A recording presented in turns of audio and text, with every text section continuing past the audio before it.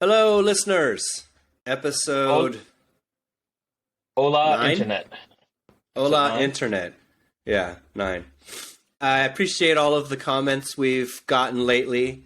And I'll make the point for just a tease of conversations Jay and I have off the record. If only you could hear those before we start recording. That would be exciting. So, Mobile World Congress. We talked about we're going to cover what was the trends from MWC, but I want to start because I think is just a high level kind of question relative to the show. From your perspective, how was the show post kind of pandemic era compared to pre-pandemic era? Yeah, everybody's asking me that question, and it's easy. MWC is back. It's back. It's back. So the official statistics came out. It's like 80,000 people showed up, which is about sort of 90% of 2019, so pre-pandemic. And Okay, it felt that way, right? And this wasn't like CES where they made it crowded by shutting off half their floor space. This was got like it. everything was packed. Everything was packed. Every major vendor was fully staffed. There were people there. It was bustling. There were long taxi lines. It wasn't Mm, quite as overcrowded as 2019 because 2019 was a mess. But like hmm it was just right. It was bustling but not overcrowded. Very good vibe. Yeah. Yeah, I talked to a couple of the vendors of some of our clients that were there. They felt like it was really productive. Good meetings, good Yep. energy. I think the reception, the coverage was there. So I think kind of all signs point back to MWC still being relevant, and maybe again in some ways more relevant than CES. Honestly, has kind of always been the debate, but I think that's closer to being true. Yeah. Very productive. Anything? I know some people had said there was a bit less automotive than years past. It was a little bit more telco focused. Like, what was sort of the takeaway on categories that were more prominent? Yeah. It was very much back to pure telecom. Yeah, None of the big auto OEMs were there. Ford and BMW and GM had booths in the past. None of them were there.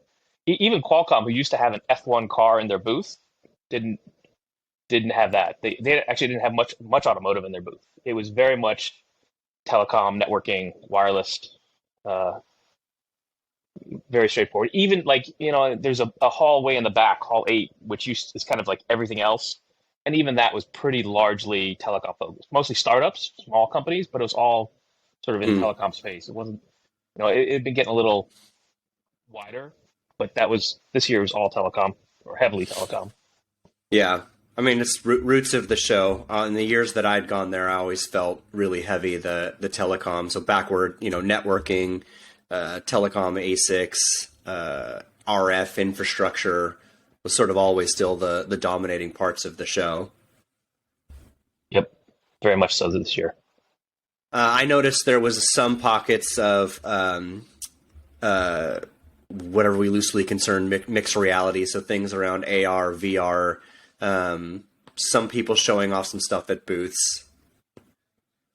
Yeah, a couple of the big companies had VR goggles. Like Qualcomm had a whole bunch in their booth.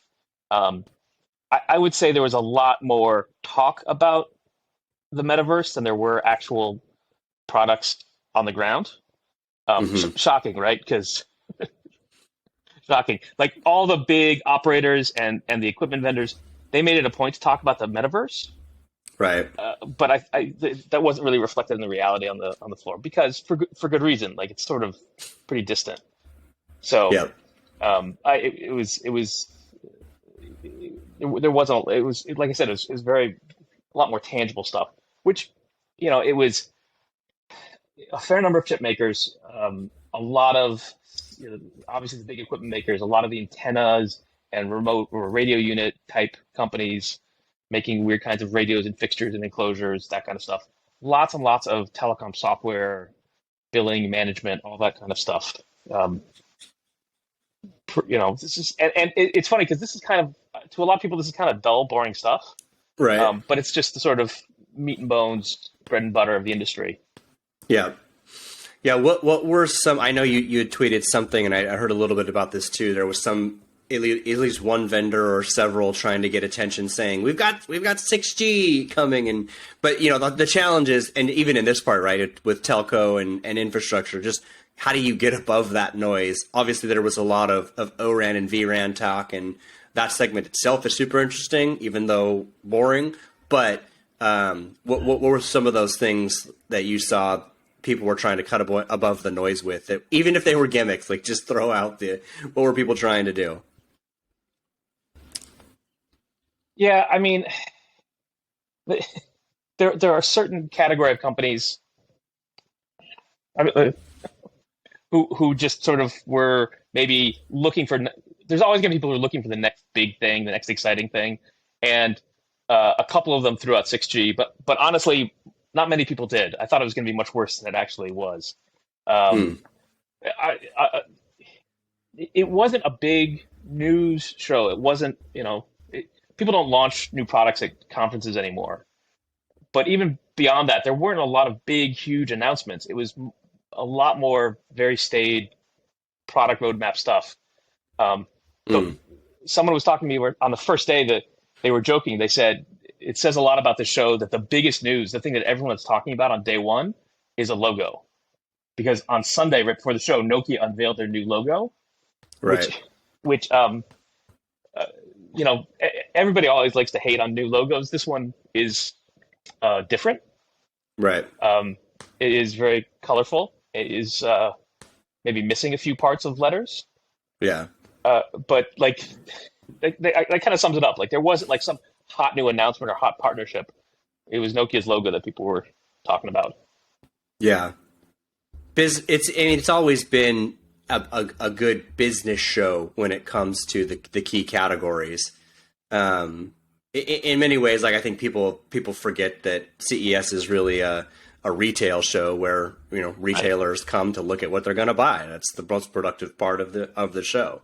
But yeah, it seemed like it was a lot of business. Like I said, I saw a lot of the networking announcements, stuff around like next generation switches, optical stuff in the data center, obviously VRAN, ORAN types of things, IP stuff. It's interesting. Like, I think at some point in time, it would be good to do a discussion on just the landscape around semiconductor IP and licensing, because I sort of figure, like, people forget that there's a competitive dynamic there when it comes to not just telecoms, but other parts of standard essential patents, where to some degree Qualcomm would say there is not, but to some degree there is a competitive dynamic of who do you get licenses from, right? You can get licenses from Ericsson, you can get licenses from Samsung and from Nokia and obviously Qualcomm, but there's like a competitive area of who has which IP, and it's just an interesting dynamic that kind of flies under the radar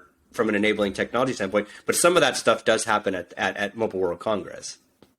Yeah, I agree. We should definitely do an episode on IP, because I think in Semi's land, that's going to be really, really important. It's getting more and more important.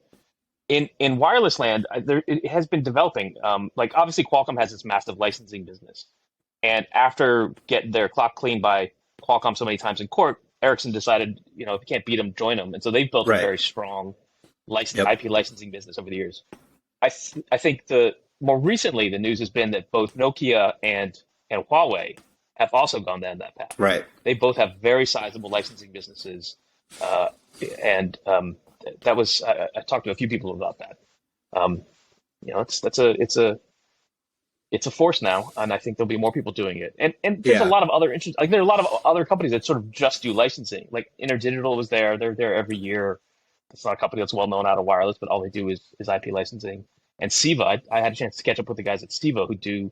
I mean, they're doing all kinds of stuff. They're not just in telecom; they're all over Bluetooth and growing in automotive and other areas. That's a really interesting company in terms of their breadth of business. Yep. But, yeah. I mean, I just because I was looking for it, I caught some of the IP discussions from Ericsson and Nokia, which sort of made me think about it, right? But it's, like I said, it's interesting when you think about it. One, those licenses expire, whatever agreement you have with any number of those companies. they expire. And so when you're up for relicensing, you start saying, all right, well, let me shop around. Let me see who has what portfolio. So it is an interesting enabler of the semis industry as a whole. And there's a lot to telecom, behind that, which I think is interesting. And IoT, right, comes in another part of this. There's going to be IP that you're going to need if you're going more deep into IP, and you're going to have to get that from somebody. And so there's these companies competing with IP portfolios that I think is really interesting. Yeah, and I think we're going to start hearing more about IP in the once we get a little bit further closer to 6G, right? Because I think for 5G, the patent landscape is pretty straightforward. I think though we're gonna, every time there's a G, we have to reassess that, and so we're going to be talking about IP in mobile a lot in a few years. Yep. Yeah, agreed. On the IoT front, was there anything else there that sort of caught your mind? I know NXP had a few announcements. I'm trying to rack my brain on kind of anything. I mean, I know it didn't get a ton of attention, but there was some embedded parts that came out at the show. I'm curious if you saw anything. No, I wouldn't say anything really jumped out at me. Everybody talked about, everybody has stuff there, but I think there's a little bit of IoT fatigue going on in the industry. We've been pushing on it for so long, and there's progress, but it's so fragmented. It's still good business, but it's hard to wrap a good coherent narrative around it if you want to present at a trade show. And so it's lots of incremental little things. I think sort of stepping away from IoT more broadly, I did notice a very distinct trend towards verticalization, where all the big operators, all the big equipment vendors, all had, multiple industry-specific displays in their booths, right? There's an automotive and an industrial and a financial, and everybody was talking a lot more about partnerships and working together, right? And I think that's going to be a sort of another important trend that sort of dovetails into customization we're seeing in semis land, where in order to keep things moving and sort of extend the network, we're going to have to start looking more at custom tailored solutions for specific industries. And IoT will be a part of that, but it's broader. It sort of includes private networks and all kinds of other things. But the problem is it's very fragmented, and talking about it coherently. Like, I walked into the Huawei booth. I spent a lot of time there. And they had, every industry imaginable. They had sort of specific solutions packaged for that industry. And I think Nokia and Ericsson were pretty similar to that as well. Yeah, that's a good point. I mean, it goes back to a lot of the verticalization conversations we've happened, but it also sort of speaks to, I know, I think we've talked about this before, but the increasing semi-custom businesses of places like Marvell and Broadcom, where in some of these areas they're starting to do a little bit more semi-custom work, and that's creeping into a small but growing percentage of some of their overall efforts, because I think it just ties to, again, that need to differentiate and verticalize. But what's interesting as I think about this too is when you think about all these semiconductor companies trying to play in all of these different areas, it actually makes for some interesting analysis of their design architectures, because you need those design architecture, or at least the foundation of those, to be somewhat scalable or optimizable in different areas. So you don't have to have 8 different architectures. You can have one that you tweak and tune for different areas, which I think is an interesting way to think about however their fundamental architecture is for chips to go wide and not have to be super, you know what I mean? Because you just can't have too many verticalized offerings. Yeah, you know what we call that? We call that the analog chip business.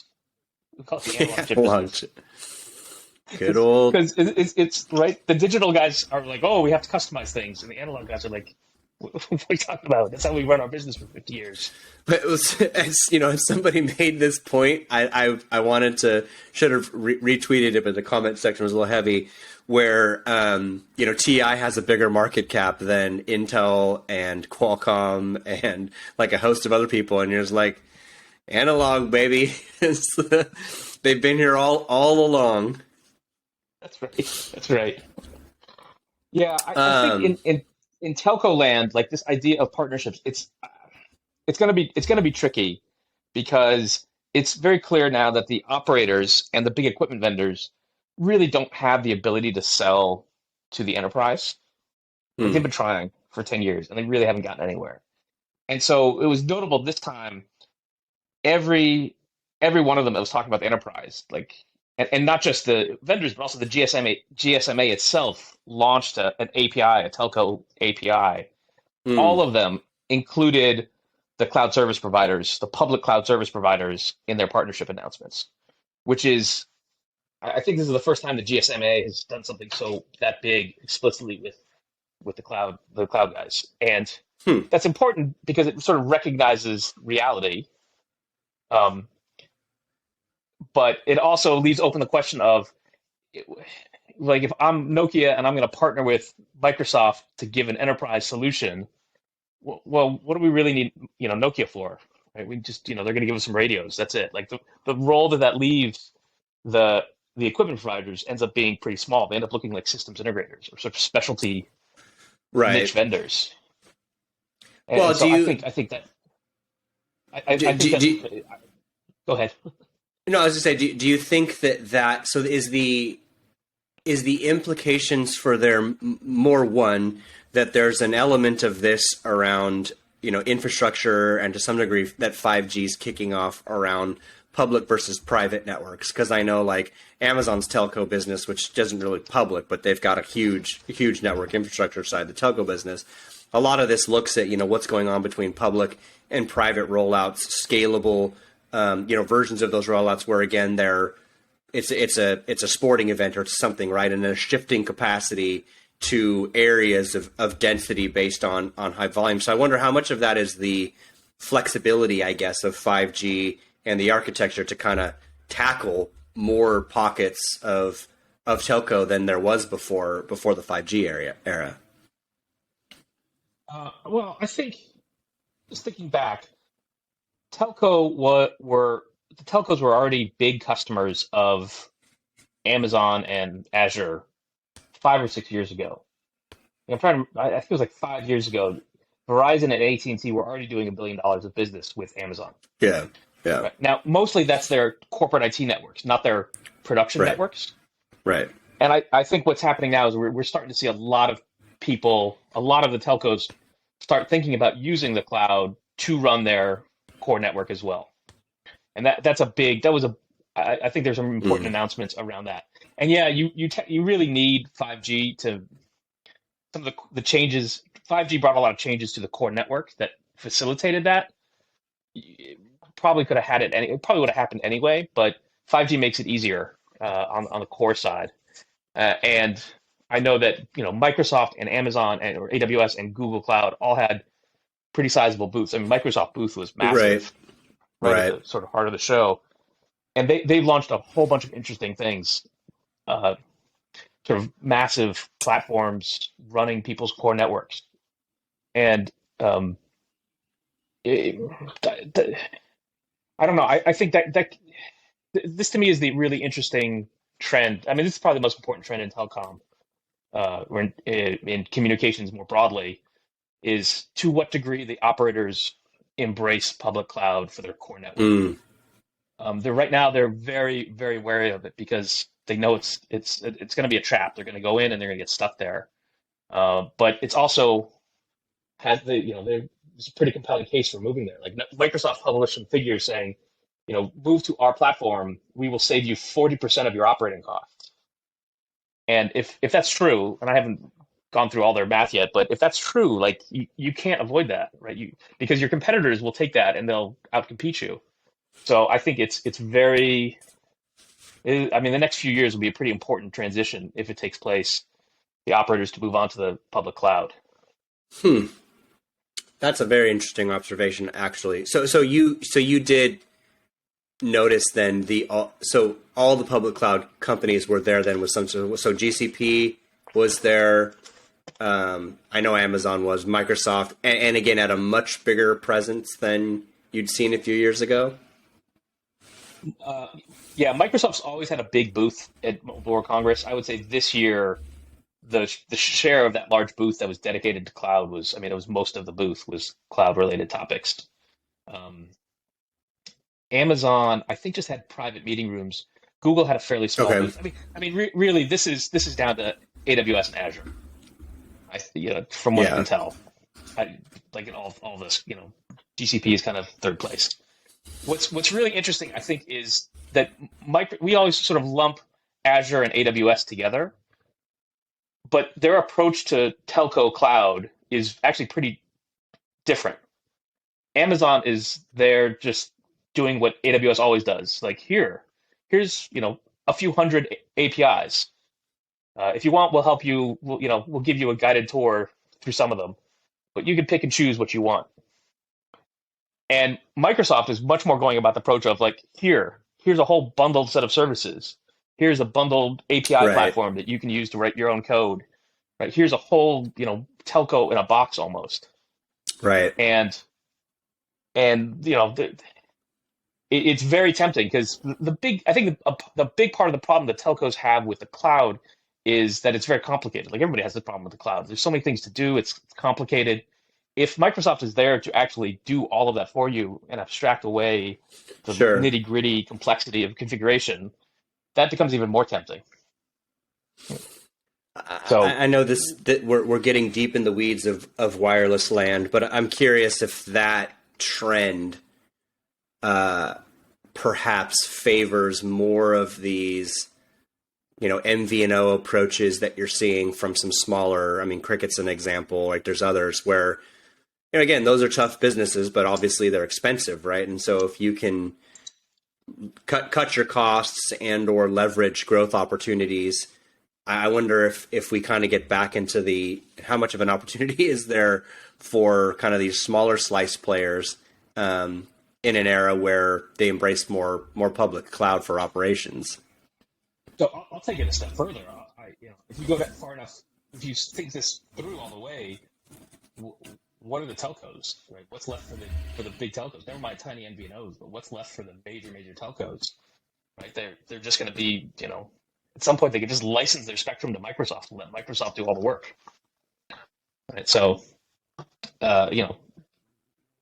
we're starting to blur the distinction of what an MVNO Right. is. Right. Right? The only thing that really matters here, the only core competitive barrier to entry is spectrum. And how you manipulate that spectrum, how you operate on that spectrum, all of that's changing. The mechanics of how you operate on that spectrum are changing pretty radically. Right.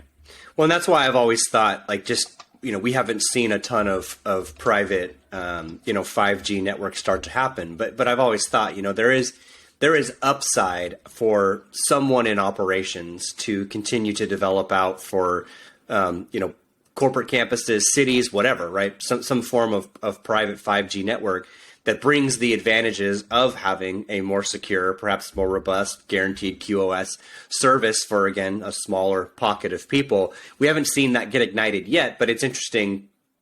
Again, right? Is that AT&T or Verizon's business or O's, or is that Microsoft's, right? Or Amazon? I think that's an interesting conversation about how they build out those opportunities. So right before, like a week or two before MWC, an AT&T executive said publicly that it's too early for private networks. It's not going to be real business, which makes me think that now is the exact time to be. Now it's actually becoming a real business. Now's the time to invest. AT&T Yep. said it's over, so let's get in. No, there is a lot of talk about private networks. I met a few startups. There's a company called GXC down in Austin. Like, it's a small company, and they're doing really well setting up private networks. And I think that's the right scale.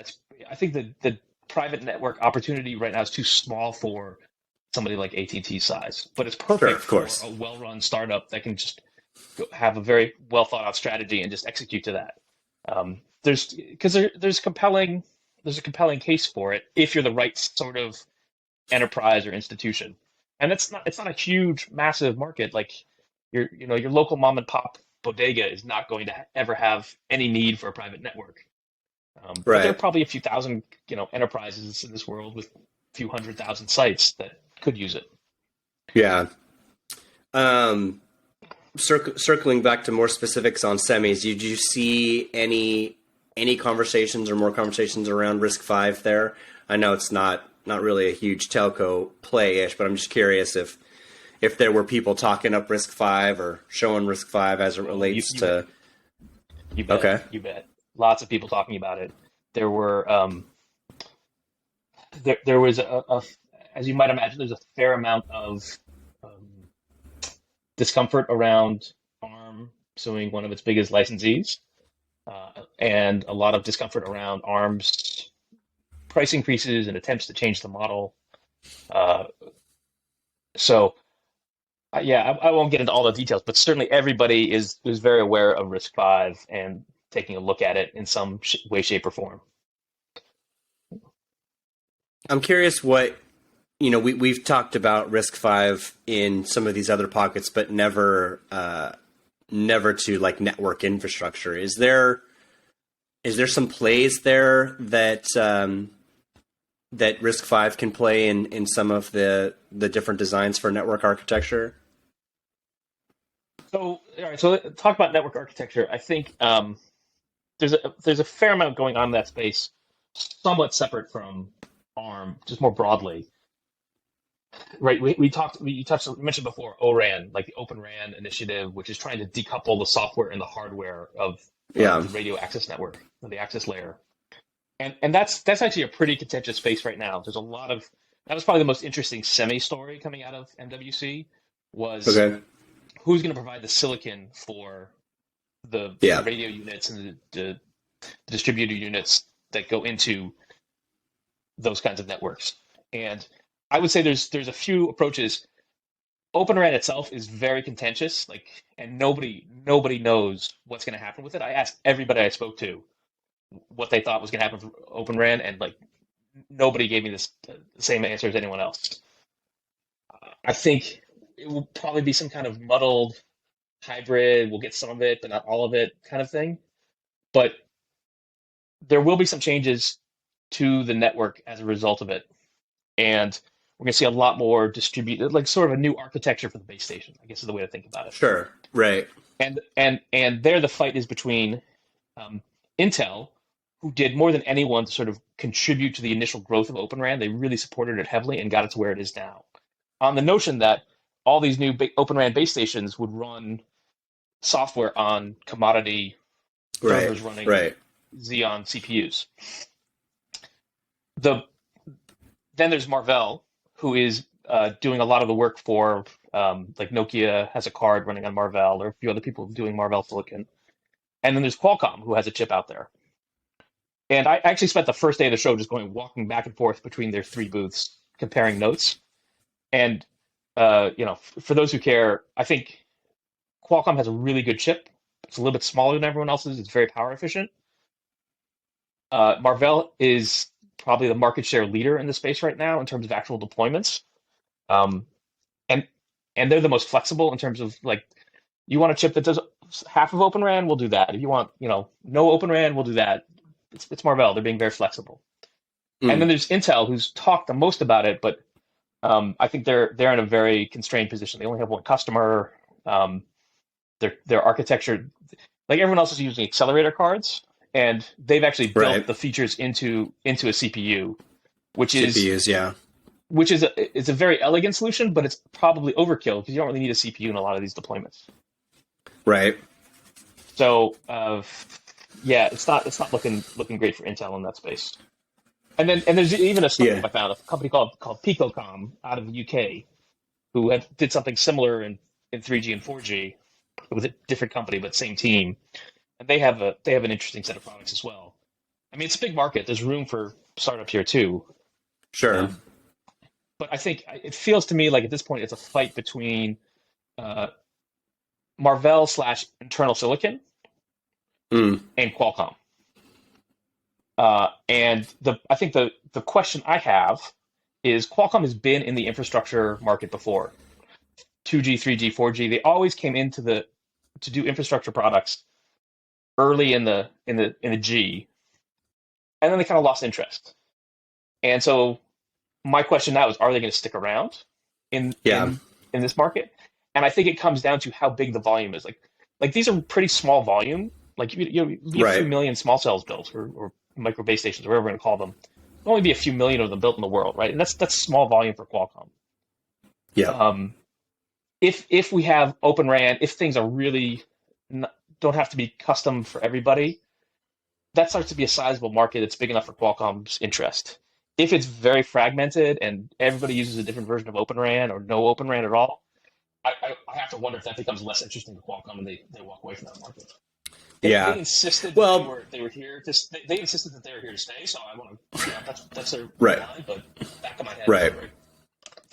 Yeah, I mean, part of me when I look at the two sides of this is just how much does this open up opportunity and additional capacity, especially for parts related to unlicensed spectrum and kind of where that goes.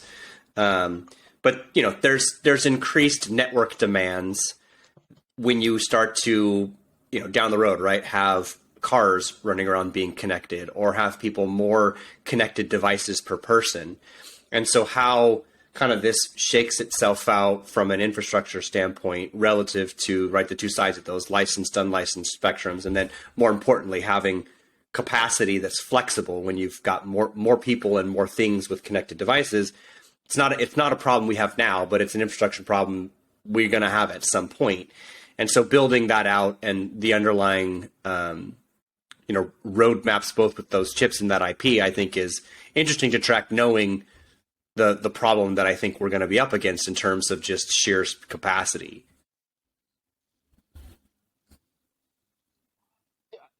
It's a fair point. There is a sort of an underlying question about who's going to be providing that equipment, right? Right. Open RAN itself is a threat to Nokia and Ericsson's core business, and they are likely to co-opt it, not kill it, but co-opt it and dilute it. But that doesn't actually solve the underlying problem, and I don't know Right. how we get there. Right. I mean, putting in more base stations is very problematic, right? Everywhere in the world, nobody wants another cell tower or box on the side of the building. So it's all this takes time, and I suspect. I do not think we're going to have a radical change to how we build these networks. I don't think we're going to go to this radical new world where everything's open. You're right. But I think that I think we're just going to we'll do what we've been doing for 30 years. We're just going to muddle through, right? And Yeah. the first somebody will launch a new car service, and it'll crash every 6 months. Oh gosh. Sort it out. Not the car, the network. Relative to perhaps Qualcomm more than anybody else in the chipset side, did you see any more conversations around sort of the global build out of millimeter wave, or is that just not gonna happen? Even Qualcomm even Qualcomm stopped talking about it. All right. Right. So it's it's US-ish. It's my joke is that millimeter wave will take so long to arrive. We're going to call it 6G. And people used to think I was serious and get a little offended by that, and now everybody realizes that everybody I spoke to said, yeah, maybe that's right. It's not happening. Yeah. Yep. Yeah. Interesting. What? So I'm curious on the AR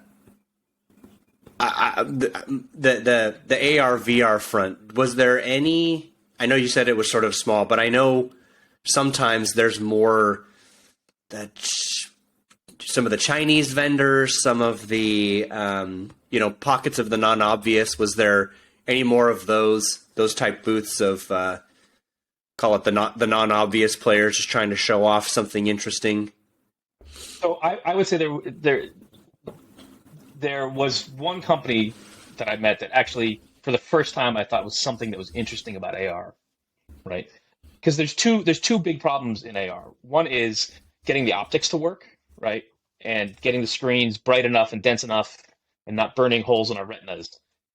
That one's still a work in progress. The other problem is power, right? This big. If you're gonna have glasses on your face, and that are doing processing, it's gonna need a lot of battery. But where do you put it without having really ugly glasses?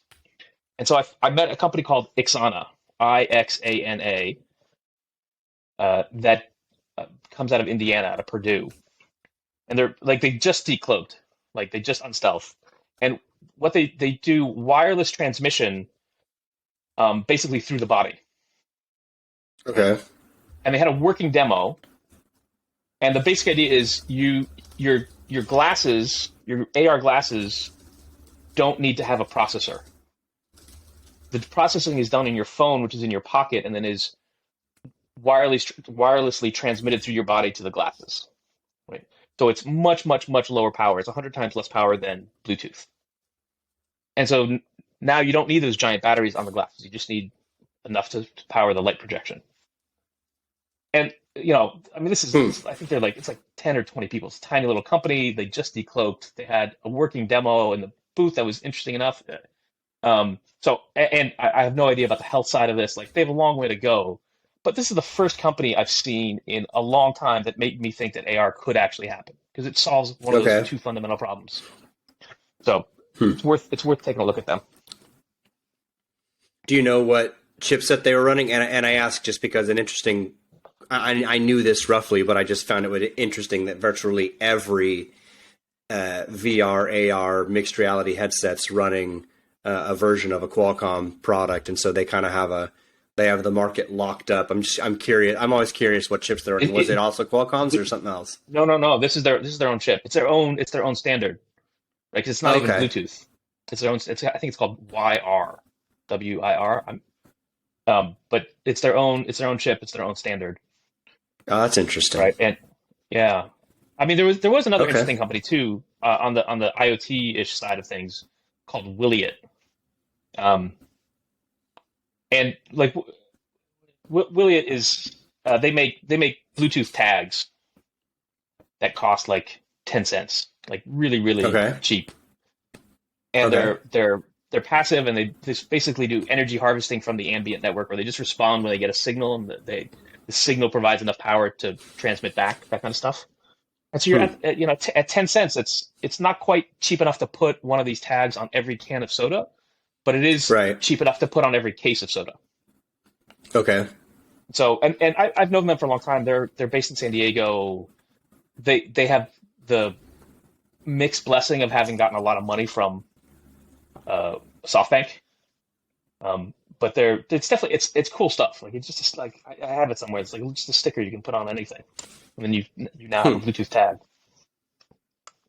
I mean, I had seen some of those. They're not printable RFID, but I had seen something similar to that. Mass scalable RFID tags for, again, retail was sort of their bigger play. That stuff was always interesting, about how cheaply and efficiently you can scale process or some form of a tag or a sensor that can be tracked, even if its lifespan's really, really small. But point being, some part of that is never really fully commercialized, but it gets interesting when you think about whether that's Bluetooth or, do you know what I mean, RFID something. Yeah. I mean, RFID has a read accuracy problem. So you have to have a lot of gear in your warehouse to get high levels of accuracy. In theory, Bluetooth is better at that. But yeah, Wiliot, I think it can be produced on one of those printable lines. Right. That's the only way you get them down. I mean, it's 10 cents now. It's going to be pennies, even less, in the not too distant future. Yeah. So we're pretty close.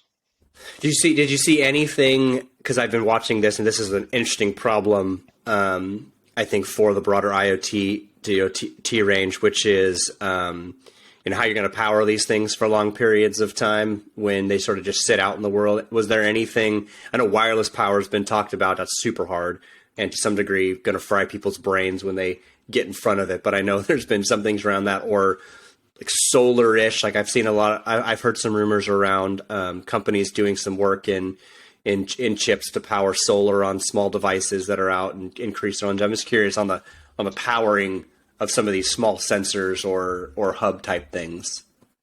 No, short answer is no. I did a lot of work on room scale power, wireless power, a few years ago, and it's interesting. It's very hard to build out that ecosystem. Yeah, But for there sure. was nothing at this. I mean, it will probably happen someday for like industrial systems. I think it makes a lot of sense. But there's nothing at this show that really touched on that. Yeah, yeah, interesting. All right, So, any last points or observations before we wrap on MWC? no, I mean it was a very productive show. If not, it wasn't exciting in headlines, but I'm it was a good event. Lots of stuff going on in the industry. Yeah, Semi's still alive and well in telcos and network infrastructure and spectrum Telco, and yes, beyond. yes. I semis and telco, they're all doing well in the broad scheme of things, and Barcelona is still a wonderful city, and I had a lot of good meals and Yeah, good I sangria. love the food. Love the food there. Okay, well then we'll wrap there. And thanks for listening, everybody, and talk to you next time. Goodbye.